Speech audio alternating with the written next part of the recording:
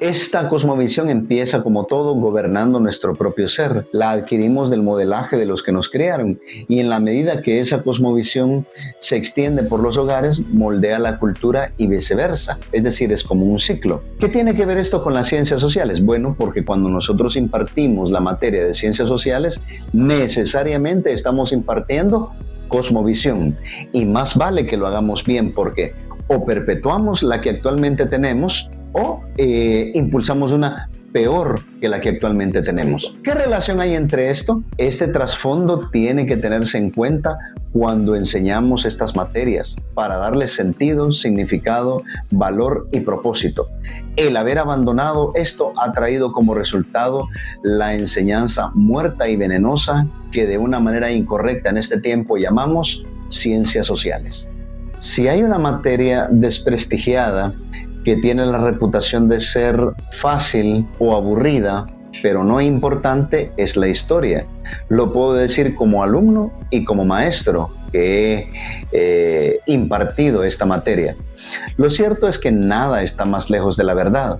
Esta materia no solo es apasionante, es importante porque tanto esta como la geografía pueden ser comparadas con una bitácora, con un registro, con las crónicas, las huellas, las evidencias del obrar de Dios desde el principio de los tiempos con el hombre en todas las áreas de la vida. La religión, las artes, la ciencia, la tecnología, la medicina, la biología, la política, etc. Nos enseña los principios por los cuales se han levantado y han caído civilizaciones a lo largo de la historia, y que es lo mismo que nos espera si seguimos el mismo patrón de esas que ya han caído. A la cultura o forma de vivir que ha adoptado y adopta una sociedad se le llama cosmovisión. Es decir, una visión que incluye presuposiciones sobre sí mismo, el prójimo, la sociedad, el gobierno, la iglesia, la justicia y sobre Dios mismo. Esta va gobernando aunque nunca llegásemos a saber qué significa en sí la palabra cosmovisión. Esta cosmovisión empieza como todo gobernando nuestro propio ser. La adquirimos del modelaje de los que nos crearon y en la medida que esa cosmovisión se extiende por los hogares, moldea la cultura y viceversa. Es decir, es como un ciclo. ¿Qué tiene que ver esto con las ciencias sociales? Bueno, porque cuando nosotros impartimos la materia de ciencias sociales, necesariamente estamos impartiendo cosmovisión y más vale que lo hagamos bien porque o perpetuamos la que actualmente tenemos o impulsamos una peor que la que actualmente tenemos.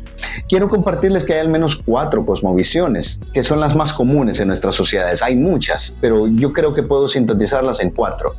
Número 1, la filosofía griega. En esta, la vida se comprende como eventos cíclicos que vienen y volverán a pasar, hagamos lo que hagamos, y esto automáticamente nos lleva a vivir una vida sin esperanza, porque parte de los lemas en esta filosofía de vida es: lo que tiene que pasar, va a pasar. ¿Cómo afecta esto? ¿Cómo vive una sociedad que cree en este tipo de filosofía? Que dicho sea de paso, se parece mucho a la que impera en la India, con la filosofía de la reencarnación. Pues bien, ¿cómo vive una sociedad así? Lo voy a responder con una pregunta. Una persona que vive con la filosofía griega cíclica dice cosas como estas: lo que va a pasar, tiene que pasar. ¿Qué sentido tiene que le oremos a Dios? Mire qué terrible esto. La segunda filosofía es el capitalismo. Él realmente no debí de haber dicho capitalismo, pero quise llamar la atención al mencionar esto y quiero aclararlo. Cuando hablo de este término, hablo más bien de una asociación entre gobierno y empresarios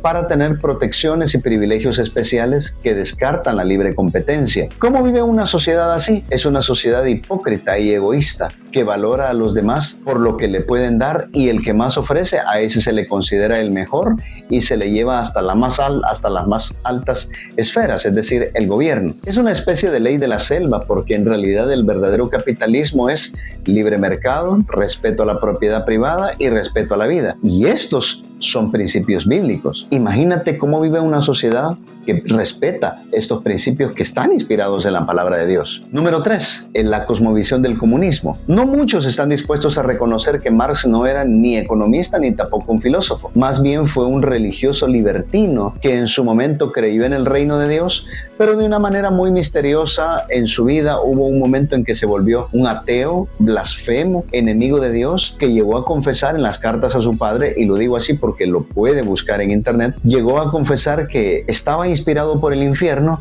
y él mismo llegó a decir que si le fuera posible iba a mandar no solamente a todas las personas al infierno, sino que al mismo Dios si le fuera posible. Como repito, él creía en una especie de reino de Dios sin Dios. Curiosamente, sus postulados más importantes tienen nombres religiosos y bíblicos, porque en realidad él fue un religioso antes de volverse lo que llegó a ser. Él abogaba por un control absoluto de todo, cual Dios, puesto que ellos mismos declararon que el Partido Comunista es un Dios. ¿Cómo vive una sociedad así? Es la antítesis del Padre Nuestro. Así como Jesús oraba: sea hecha tu voluntad en el cielo como en la tierra, una sociedad comunista vive el infierno en la tierra. El partido determina la verdad y a él se le debe lealtad absoluta. Por ello su obsesión por acaparar poder, y una vez en el poder no se van a ir voluntariamente. 200 años de aplicación y más de 100 millones de muertos lo atestiguan. Una cuarta filosofía, el existencialismo. Esta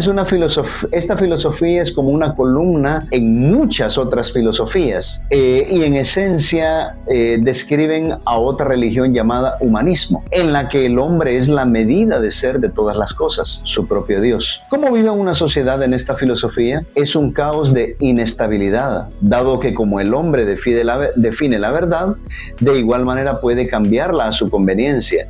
De aquí que vienen términos como relativismo, justicia social, derechos, ética situacional, etc. Dije hace un momento que eran 4 cosmovisiones, pero en realidad son 5. La cosmovisión del reino de Dios. No tengamos temor de decir que este es un término religioso, porque esa palabra en sí no es mala. De hecho, más vale que la usemos y lo hagamos bien, pues hablamos de la historia o sociedad en que, como el Israel histórico, cuando de verdad seguía a Dios, reconocía a Dios como soberano, no porque usase términos religiosos indiscriminadamente o ciegamente, sino porque sabía aplicar la ley de Dios en cada área de la vida: religión, educación, ciencia, milicia, economía, arte, salud, etc., destacando particularmente la separación de poderes, separación que, por cierto, ha sido hasta hoy muy mal entendida, como una especie de divorcio, en que ni Dios ni la iglesia se meten en política, pero nada más lejos de la realidad.